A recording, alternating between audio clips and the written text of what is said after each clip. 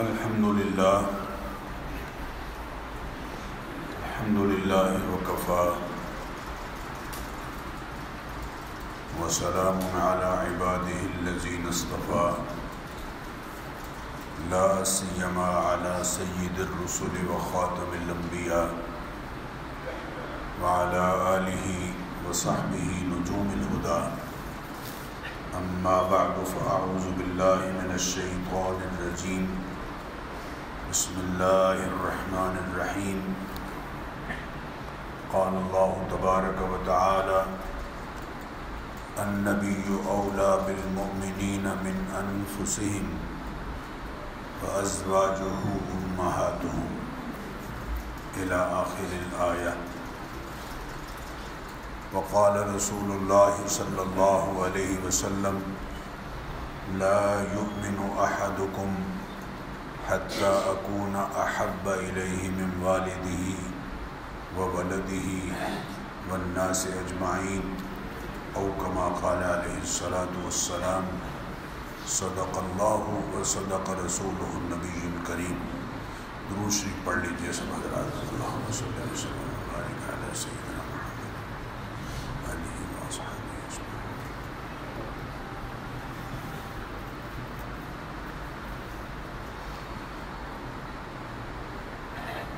محترم بزرگوں اور عزیز بھائیوں،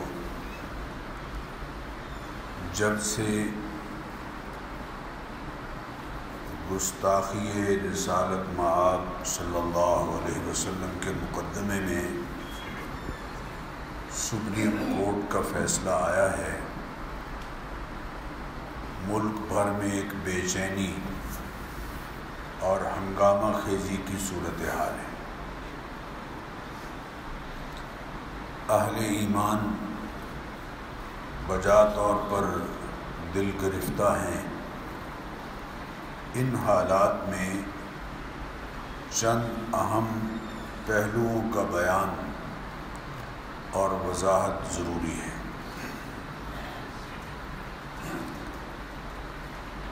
پہلی بات یہ کہ وحی الہی کی امانت کو عام انسانوں تک پہنچانے کے منصب پر فائز شخصیات یعنی انبیاء علیہ السلام اللہ تعالیٰ کی چنی ہوئی ہستیاں رہی ہیں۔ اللہ تعالیٰ نے قرآن کریم میں سورہ حج میں فرمایا اللہ یصطفی من الملائکۃ رسلا ومن الناس۔ اللہ تعالیٰ نے اپنا پیغام پہنچانے کے لیے فرشتوں میں سے بھی کچھ کو چنا ہے، جیسے سیدنا جبرائیل علیہ السلام، اور انسانوں میں سے بھی کچھ ہستیوں کو چنا ہے، منتخب کیا ہے۔ اللہ اپنا پیغام پہنچانے کے لیے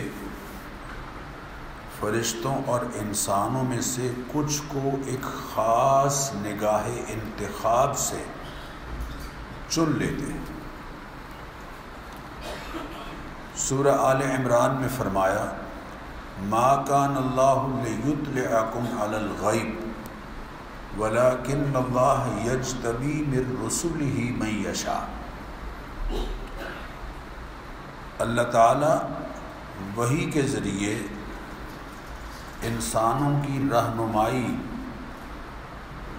ہر ایک کے ساتھ وحی اللہ نہیں بھیجتے اس کی طرف، بلکہ اپنے پیغام کے لیے چند محترم ہستیوں کو جنہیں چاہیں چن لیتے ہیں۔ یہ چنے ہوئے افراد تمام انسانوں سے اعلیٰ، اکمل، احسن، اشرف اور ہر اعتبار سے معزز اور محترم ہے۔ ان کی عزت و ناموس کا تحفظ خود اللہ تعالیٰ کی سنت ہے۔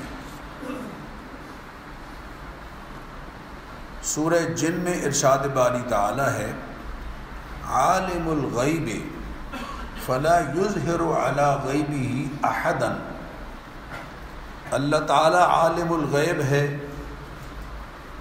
وہ اپنے پوشیدہ احکام کا وحی کے ذریعے سے اظہار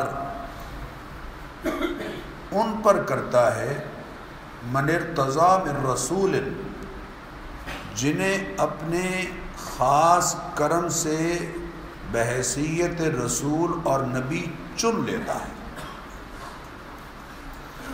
فَإِنَّهُ يَسْلُكُ مِن بَيْنِ يَدَيْهِ وَمِن خَلْفِهِ رَصَدًا، اور پھر ان کے آگے پیچھے حفاظتی دستے مقرر کر دیتا ہے، لِيَعْلَمَ أَن قَدْ أَبْلَغُوا رِسَالَاتِ رَبِّهِمْ، تاکہ وہ اس بات کو ظاہر کرے کہ ان محترم ہستیوں نے اللہ کے پیغامات کو پوری امانت کے ساتھ انسانوں تک پہنچا دیا ہے۔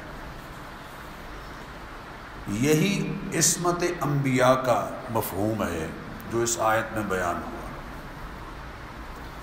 ان مصطفیٰ اور مجتبی ہستیوں میں سب سے اعلیٰ اور سب سے بالا سیدنا حضرت محمد الرسول اللہ صلی اللہ علیہ وسلم کی ذات بابرکات ہے، جن کے فضائل، جن کے آداب اور جن کے حقوق خود اللہ تعالی نے قرآن کریم میں متعین فرمائے۔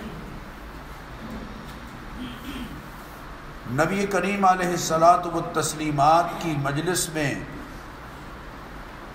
آپس میں اور حضور اکرم صلی اللہ علیہ وسلم کے ساتھ گفتگو کے آداب سورہ حجرات کے پہلے رکوع میں تفصیل کے ساتھ بیان ہوئے،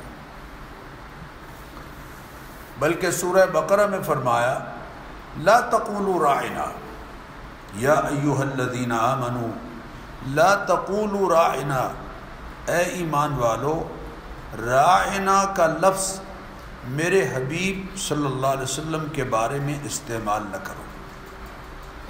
کوئی ایسا لفظ آپ سے بات کرتے ہوئے نہ کہو جس سے گستاخی کا پہلو نکل سکتا ہو۔ تم نہ بھی چاہ رہے ہو تو کوئی اور کسی اور مفہوم میں لے کر اس سے گستاخی کرنا چاہ رہا ہو، وہ لفظ استعمال کرنا ہی چھوڑ دو۔ ولیکن قولوا انظرنا، بلکہ یہ کہا کرو کہ سرکار ہمیں بات سمجھ نہیں آئی، ہماری طرف نظر کرم فرمائی۔ سورہ حجرات میں ہے لا ترفعوا اصواتکم فوق صوت النبی، اللہ کے نبی کی مجلس میں اللہ کے حبیب کی آواز سے اپنی آواز بلند نہ ہونے دیں۔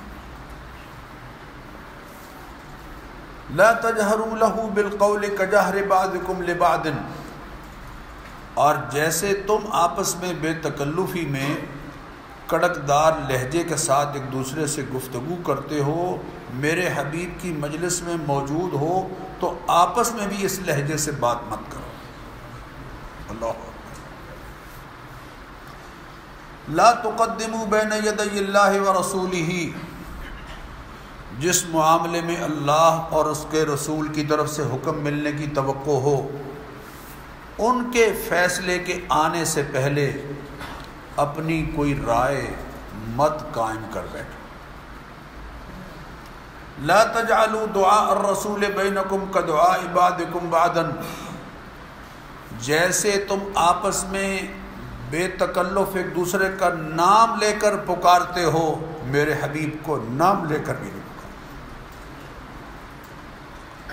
پورے قرآن کریم میں انبیاء علیہم السلام کو خطاب اللہ تعالی نے ان کا نام لے کر کیا ہے۔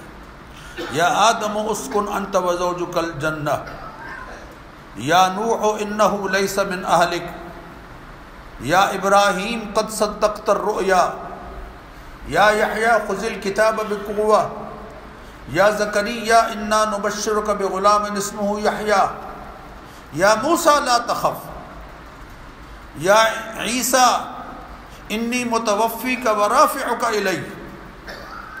انبیاء علیہ السلام کے نام لیے، لیکن جب اپنے حبیب کی بات آئی تو یا ایھا المزمل، یا ایھا المدثر، یا ایھا الرسول، یا ایھا النبی،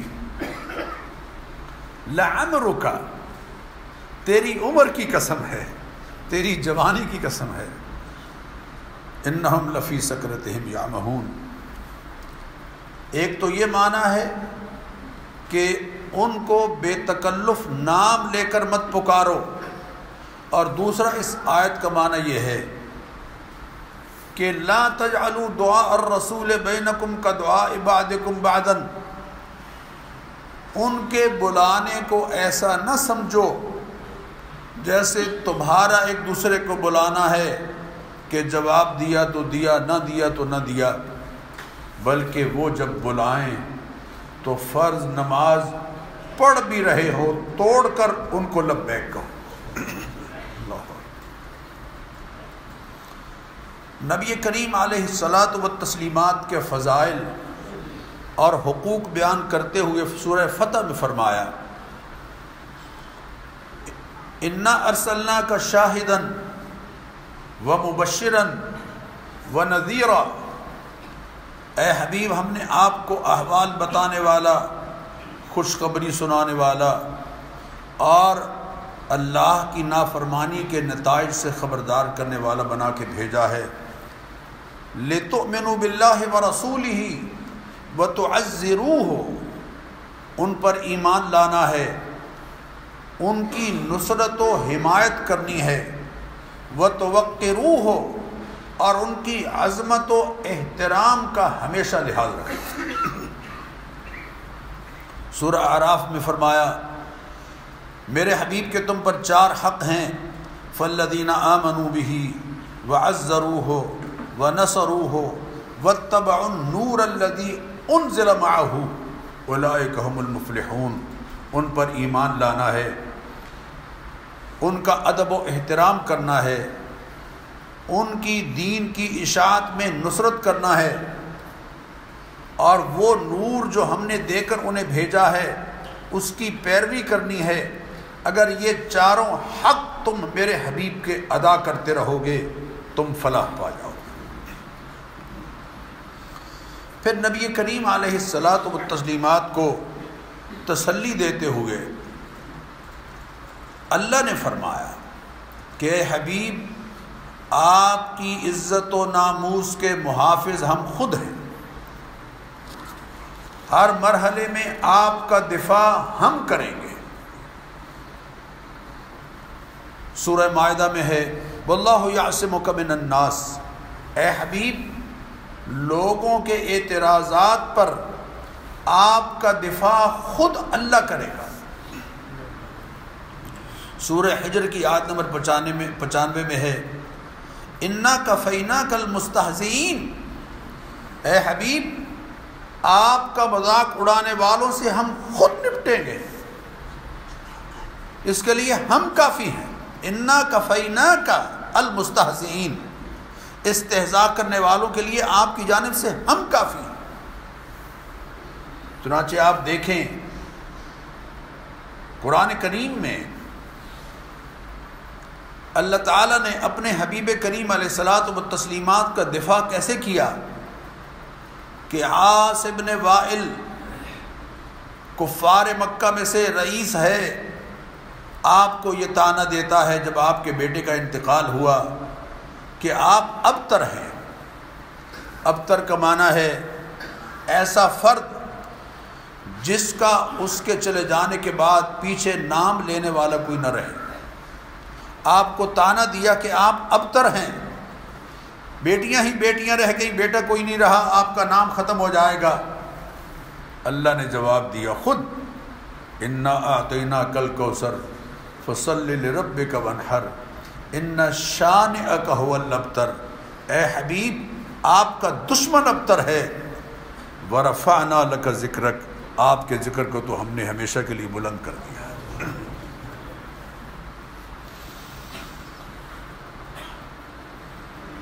وحی کا سلسلہ چند روز منقطع ہوا تو کفار نے خاص طور پر ایک خاتون نے طعنہ دیا کہ تیرے رب نے تجھے چھوڑ دیا ہے، نعوذ باللہ، اللہ نے اس طعنے کا جواب خود دیا، وَالضُّحَىٰ وَاللَّيْلِ إِذَا سَجَىٰ مَا وَدَّعَكَ رَبُّكَ وَمَا قَلَىٰ، دو باتوں کی قسم ہے ہمیں کہ ہم نے آپ کو نہیں چھوڑا ہے۔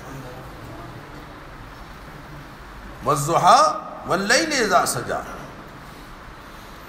کافروں نے یہ کہا، وَيَقُولُ الَّذِينَ كَفَرُوا لَسْتَ مُرْسَلًا، کافروں نے کہا کہ آپ رسول نہیں ہیں، حضور اکرم صلی اللہ علیہ وسلم کی رسالت کا انکار کیا کہ آپ رسول نہیں ہیں۔ اللہ نے فرمایا وَأَرْسَلْنَاكَ لِلنَّاسِ رَسُولًا وَكَفَىٰ بِاللَّهِ شَهِيدًا، یہ کون ہوتے ہیں آپ کو یہ طعنہ دینے والے کہ آپ رسول نہیں ہیں؟ ہم نے آپ کو رسول بنا کر بھیجا ہے اور آپ کی رسالت پر ہم خود گواہ کافی ہیں۔ وَكَفَىٰ بِاللَّهِ شَهِيدًا مُحَمَّدٌ رَسُولُ اللَّهِ، اللہ خود گواہ کافی ہے کہ محمد اللہ کے رسول ہیں۔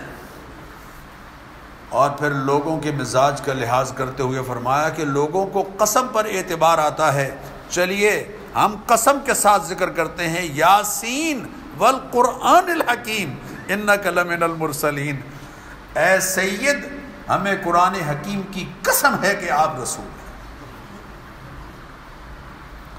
کافروں نے اعتراض کیا، یا ایھا الذی نزل علیہ الذکر انک لمجنون، اے وہ شخص کہ جو یہ کہتا ہے کہ مجھ پر قرآن اترتا ہے، آپ تو نعوذ باللہ دیوانے ہیں۔ اللہ نے قرآن کریم میں ایک سے زائد مقامات پر یہ فرمایا، ایک جگہ فرمایا انما اعظکم بواحدہ، لوگوں میں تمہیں ایک نصیحت کرتا ہوں، ان تقوموا للہ مثنی و فرادا، دو دو ہو کر یا اکیلے، سوچو تو صحیح، ثم تتفکروا، سوچو، ما بصاحبکم من جنہ،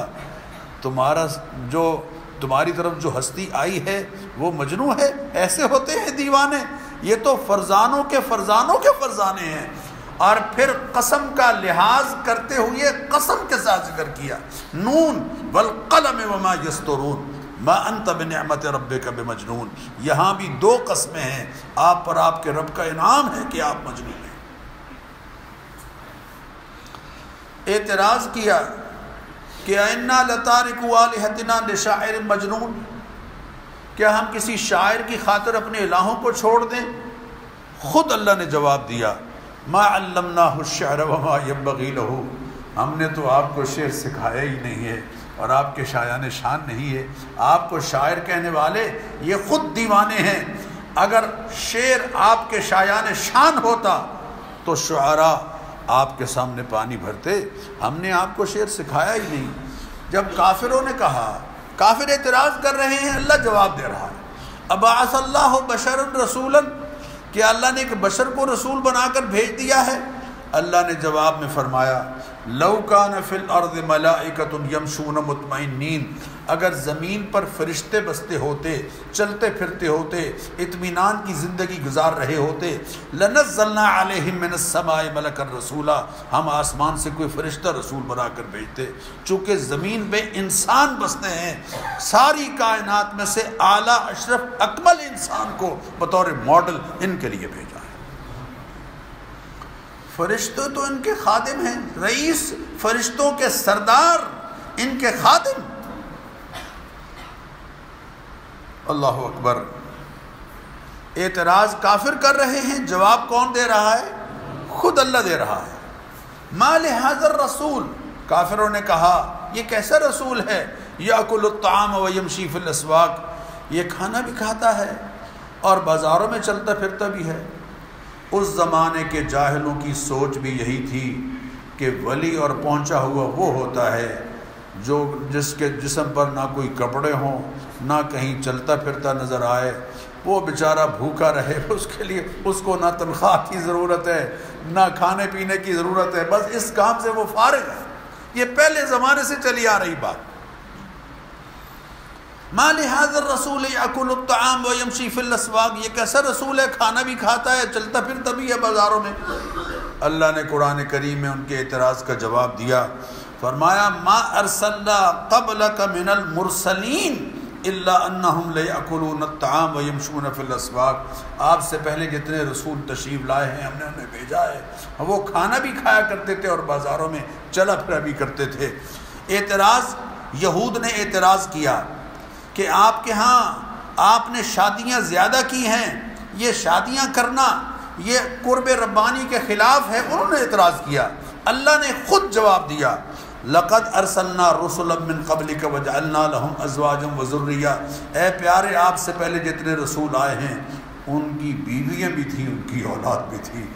اللہ خود جواب دے رہے ہیں۔ کافروں نے کہا لولا نزل هذا القرآن على رجل من القريتين عظیم، مکہ اور طائف کی کسی بڑی ہستی پر قرآن کیوں نہیں اترا؟ نعوذ باللہ، بڑی ہستی کے پیمانے ان جاہلوں کے سامنے، ان جاہلوں کے ہاں مال و دولت کی فراوانی کے ذریعے سے تھے، انہیں یہ معلوم نہیں تھا کہ اس کائنات میں اللہ کی مخلوق میں جیسے اللہ اپنی ذات اور صفات میں وحدہ لا شریک ہے، اس کی مخلوق میں اس کا مصطفیٰ ذات اور صفات میں وحدہ لا شریک ہے۔ خود جواب دیا اہم یقسمون رحمت ربک، تیرے رب کی رحمت کو یعنی نبوت کو تقسیم یہ کرتے ہیں؟ نحن قسمنا بینہم معیشتہم، نظام کو تقسیم کرنے والے، معیشت کو تقسیم کرنے والے ہم خود ہیں۔ میرے بزرگوں اور دوستو، اللہ تعالیٰ نے اپنے حبیب کریم علیہ الصلاۃ والتسلیمات کی شان میں کوئی نازیبا کلمہ کہنے کو، آپ کا مذاق اڑانے، آپ کی بات کا مذاق اڑانے، قرآن کریم کا مذاق اڑانے کو کفر کہا ہے۔ غور کیجئے ذرا، سورہ توبہ کی آیت نمبر 61 میں ہے وَمِنْهُمُ الَّذِينَ يُؤْذُونَ النَّبِيَّ، کچھ منافقین اللہ کے نبی کو ایذا پہنچاتے ہیں، تکلیف پہنچاتے ہیں، وَيَقُولُونَ هُوَ أُذُنٌ، اور کہتے یہ ہیں کہ یہ کانوں کے کچے ہیں۔ نعوذ باللہ، حضور پاک صلی اللہ علیہ وسلم کو یہ کہتے ہیں کہ جو ان کے سامنے بات آ کے کر دیتا ہے یہ فوراً اسے سن لیتے ہیں اور اس پر عمل کر لیتے ہیں، کانوں کے کچے ہیں۔ اللہ خود جواب دے رہا ہے قُلْ أُذُنُ خَيْرٍ لَكُمْ، اور ظالموں ان کا ہر ایک کی بات کو خوشی سے سن لینا یہ تمہارے لیے بہتر ہے۔ یؤمن باللہ، یہ اللہ پر یقین رکھنے والے ہیں، ویؤمن للمؤمنین، ایمان والوں کی بات پر یقین کرنے والے ہیں، اور رحمت للذین آمنوا منکم، اور ساری کائنات کے لیے رحمت ہیں، اس کے ساتھ ساتھ ایمان والوں کے لیے اللہ کی خاص رحمت ہے۔ والذین یؤذون رسول اللہ لهم عذاب علیم، جو اللہ کے رسول کو تکلیف پہنچاتے ہیں ان کے لیے دردناک سزا ہے۔ وَلَئِن سَأَلْتَهُمْ، اے حبیب جب آپ ان سے پوچھتے ہیں کہ تم نے یہ بات کیوں کی ہے، لَيَقُولُنَّ إِنَّمَا كُنَّا نَخُوضُ وَنَلْعَبُ، تو جواب میں یہ کہتے ہیں کہ ہم تو دل لگی کر رہے تھے، ہم تو گپ شپ کر رہے تھے۔ اب ذرا الفاظ سنیے قرآن کے، قل، اے حبیب آپ ان سے کہہ دیجئے اب اللہ وآیاتہ ورسولہ کنتم تستہزئون، اللہ کی آیات اور اس کے رسول کا تم مذاق اڑاتے ہو، لا تعتذروا، اب معذرتیں مت کرو، بہانے مت کرو، بہانے مت بناؤ، قد کفرتم بعد ایمانکم، اگر تم ایمان کا دعوے دار تھے بھی اس گستاخی کی وجہ سے تم کافر ہو گئے۔ قرآن کے الفاظ، اللہ اور اس کے رسول کا استہزاء محض دل لگی کے طور پر بھی ہو تو کفر عظیم ہے، کفر عظیم۔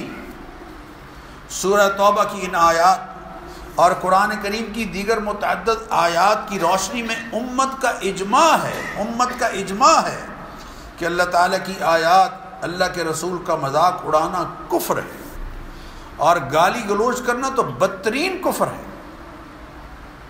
اللہ تعالیٰ منافقین کے تذکرے میں فرماتے ہیں یحلفون باللہ، یہ سورہ توبہ کی آیت نمبر 74، یحلفون باللہ ما قالوا، یہ آپ کی مجلس میں آ کر قسمیں کھاتے ہیں کہ ہم نے یہ بات نہیں کی، آپ کی گستاخی کا جملہ ہم نے نہیں کہا۔ وَلَقَدْ قَالُوا كَلِمَةَ الْكُفْرِ وَكَفَرُوا بَعْدَ إِسْلَامِهِمْ، جبکہ یقیناً انہوں نے یہ کلمہ کفر کہا ہے، صرف یہ کہنا کہ کانوں کے کچے ہیں۔ اللہ کہہ رہا ہے کہ کلمہ کفر کہا ہے، وَقَدْ كَفَرُوا بَعْدَ إِسْلَامِهِمْ، اگر اسلام کے دعوے دار تھے بھی اس حرکت کے بعد کافر ہو چکے۔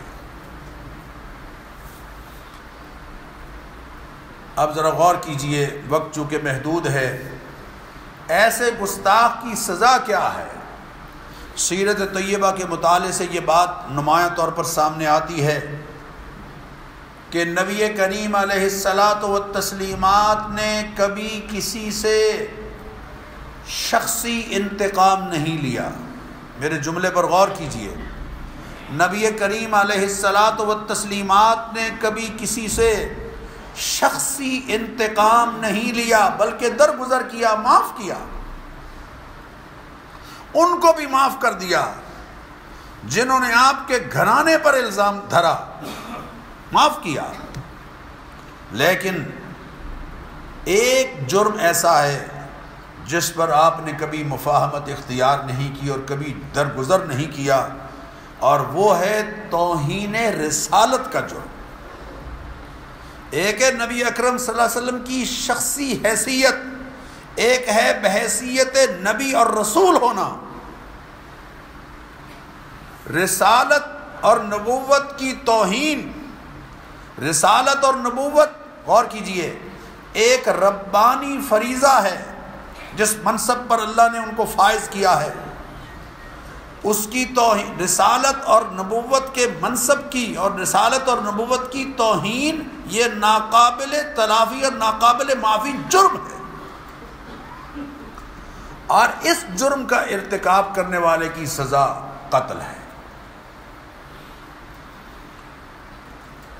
ریاست اپنے نظام عدالت کے تحت پوری تحقیقات کرے گی، اور جب جرم ثابت ہو جائے تو پھر سزا اس کی قتل ہے۔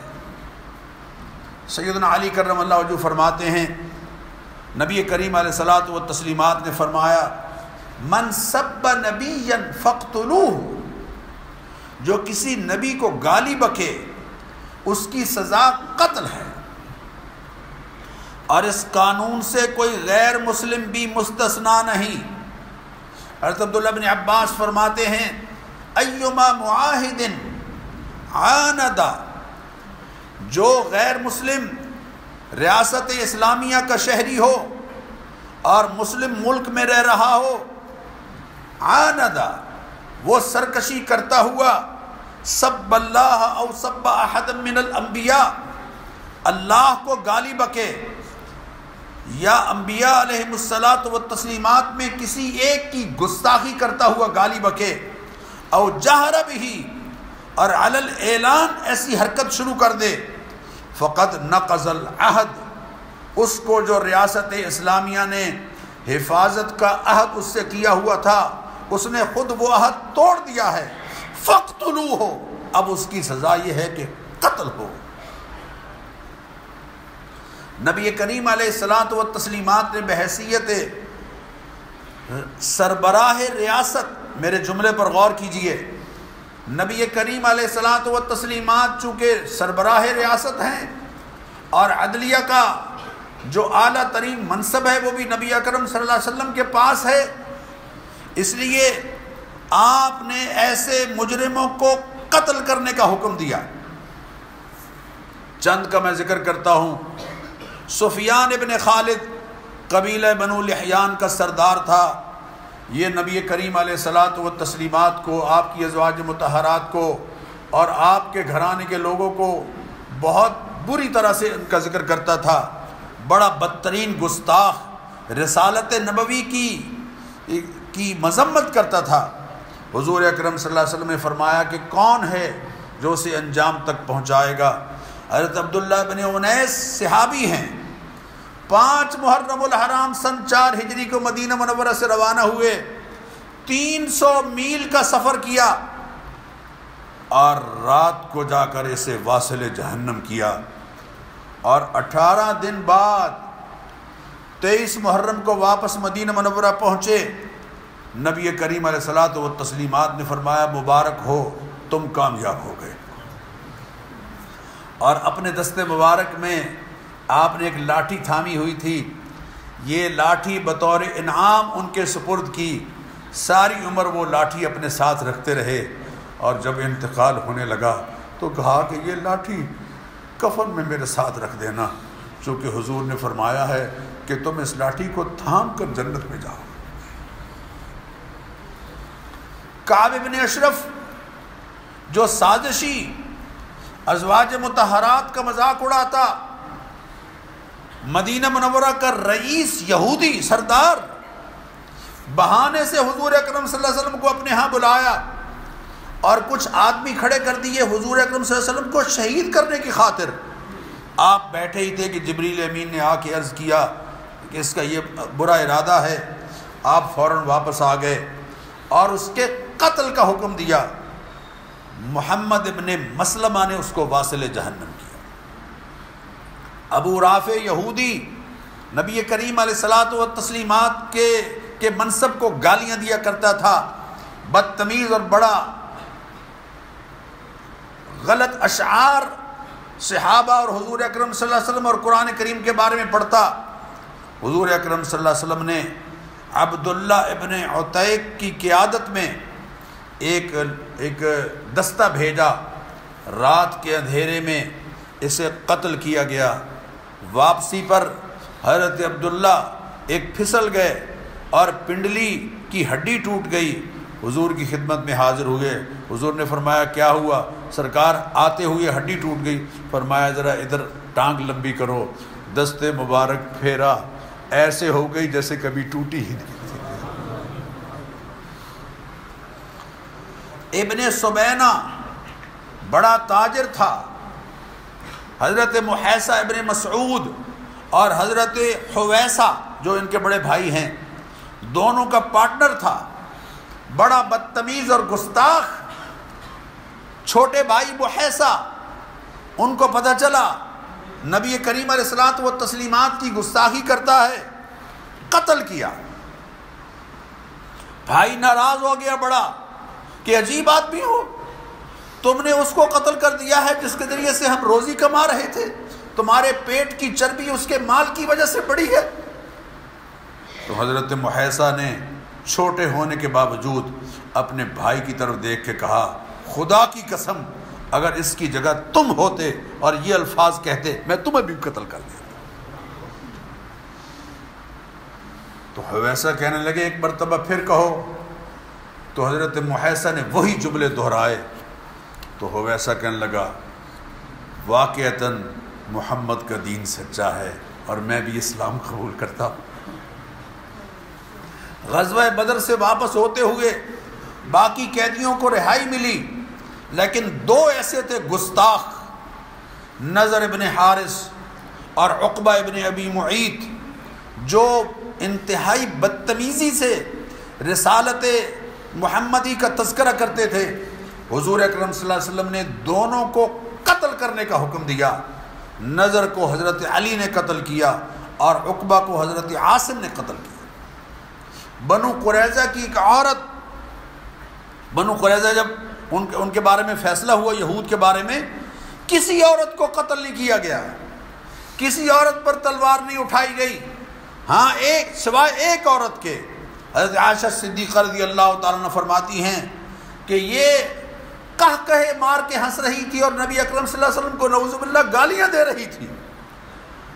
حضور نے بلایا اور اس کو قتل کیا گیا۔ اسماء بنت مروان بنو لختمہ قبیلے کی خاتون گالیاں بکتی تھی، حضرت عمیر ابن عدی نے اسے واصل جہنم کیا۔ ابو فہک یہودی بوڑھا 120 سال عمر اشعار ہجویہ یعنی گستاخانہ اشعار پڑھا کرتا تھا، حضرت سالم ابن عمیر کے ہاتھوں واصل جہنم ہوا۔ عبداللہ ابن قتل پہلے مسلمان ہوا، ایک غلام کو قتل کیا، ڈر تھا کہ اس کے قصاص میں قتل ہو جاؤں گا، بھاگ گیا، واپس مکہ آ گیا، کافر ہو گیا، مرتد ہو گیا۔ 2 لونڈیاں لایا جو حضور کی نبوت اور رسالت کے خلاف شعر پڑا کرتی تھی۔ جب فتح مکہ ہوئی تو کعبہ کے غلاف کے اندر آ کر چھپ گیا۔ حضور اکرم صلی اللہ علیہ وسلم نے فرمایا یہ ظالم کعبہ کے غلاف کے ساتھ لپٹا ہوا بھی ہو تب بھی اس کی سزا قتل ہے۔ حضرت ابو بزرہ رضی اللہ تعالی عنہ نے مقام ابراہیم اور حجر اسود کے سامنے اس کو قتل کیا۔ مقام ابراہیم اور حجر اسود کے درمیان اس کی گردن اڑائی۔ باقی سب کو مکہ فتح مکہ کے موقع پر معافی ملی ہے، لیکن 4 مرد اور 2 عورتیں ایسی تھیں جو گستاخی کے جرم میں قتل ہوئی۔ حضرت ابو عبیدہ بن جراح نے والد کو قتل کیا، گستاخ والد، سگا والد۔ حضرت عمر نے ضعف ابن زید منافق جس نے حضور کے فیصلے کو ماننے سے انکار کیا تھا، اس کا فیصلہ تلوار سے کیا۔ میرے بزرگوں اور دوستوں، بر صغیر میں جب تک مسلمانوں کی ریاست قائم رہی یہ سزا گستاخی رسالت کی سزا قتل برقرار رہی، لیکن جب یہ سزا ختم کر دی گئی تو پھر لوگوں نے قانون اپنے ہاتھ میں لیا اور کہا کہ اگر ریاست یہ سزا نہیں دیتی تو پھر ہم اپنے ہاتھوں سے خود دیں گے۔ چنانچہ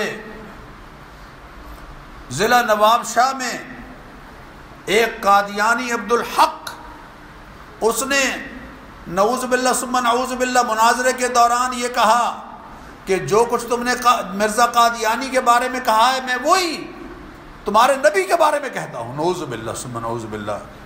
حاجی مانک آگے بڑھے اور انہوں نے اسے قتل کیا۔ اللہ اکبر۔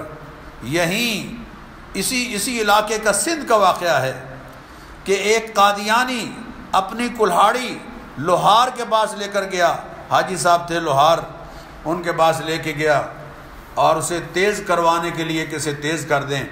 باتوں میں اس نے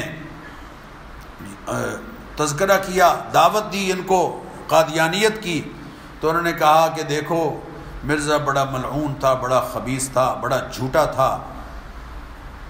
کلہاڑی تیز کر کے اسے کہا کہ دیکھو یہ تیز کلہاڑی ہے، تم تو سنتے رہے ہو اپنے نبی کے بارے میں، یہ کلہاڑی میں تمہارے ہاتھ میں دیتا ہوں، ایک لفظ ان جملوں میں سے تم دہراؤ، پھر دیکھو میں تمہارا کیا حال ہوتا ہے۔ یہ کلہاڑی میں اپنے ہاتھ میں لیتا ہوں اور تم جملے دہراؤ ان میں سے کوئی ایک، میں تمہیں یہی قتل نہ کروں تو میں اپنے باپ کا نہیں۔ یہ ہے سچائی۔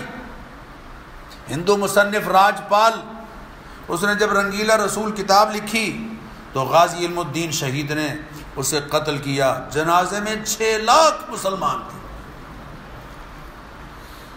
شرنہانند نے حضور اکرم صلی اللہ علیہ وسلم کی گستاخی کی، غازی عبد الرشید نے 1926 میں قتل کیا۔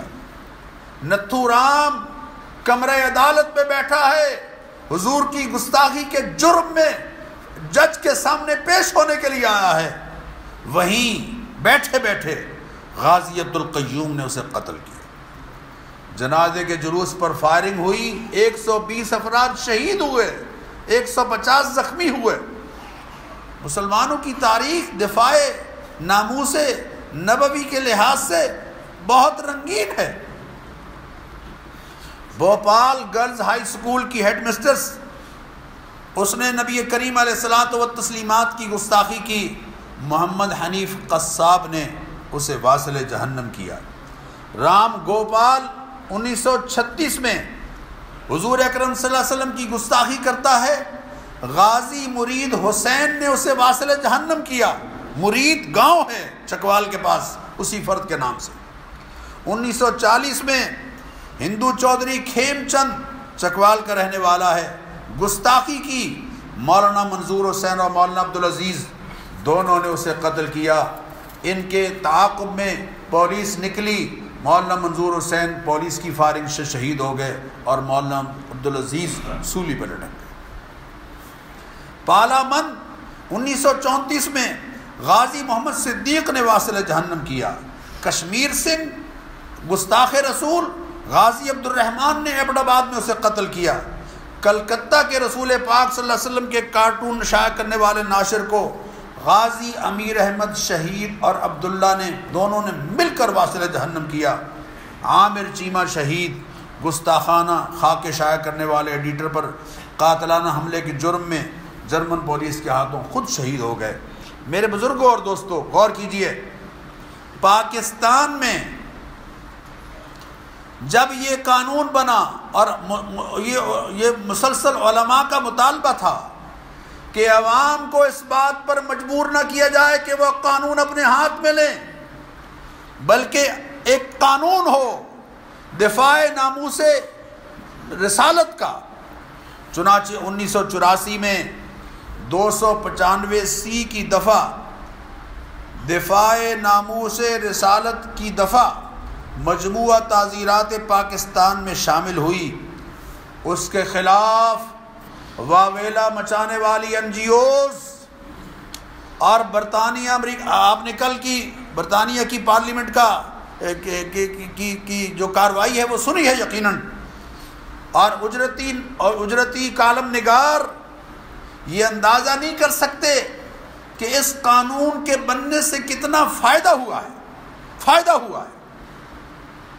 اور کیجئے 1984 سے لے کے اب تک 1296 مقدمات گستاخی رسالت کے درج ہوئے. 2011 تک درج مقدمات کی تعداد 964 تھی، جن میں سے 479 مقدمات خود مسلمانوں کے خلاف درج ہوئے. ان میں تمام مکاتب فکر کے لوگ شامل ہیں، جبکہ پاکستان میں بسنے والی اقلیتوں کے خلاف کل مقدمات 584 ہیں، جن میں سے قادیانیوں کے خلاف 340، عیسائیوں کے خلاف تو ٹوٹل اس سارے عرصے میں 119 مقدمات درج ہوئے. ہندوؤں کے خلاف 14، سکھوں کے خلاف 9 اور دیگر اقلیتوں کے خلاف 21 مقدمات. لیکن اس قانون کے آنے کے بعد ایک کو بھی سزائے موت قانونی ذریعے سے نہیں ہوئی. یہ قانون تو دفاع کر رہا ہے.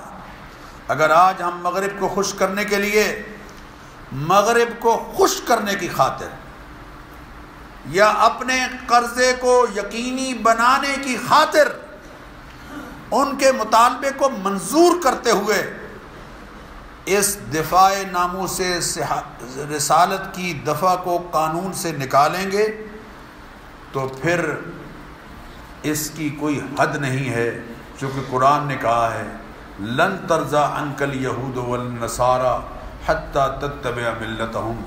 یہودی اور عیسائی ہرگز تم سے راضی نہیں ہوں گے جب تک کہ تم اپنا دین چھوڑ کر ان کی ملت کی پیروی نہ کرو.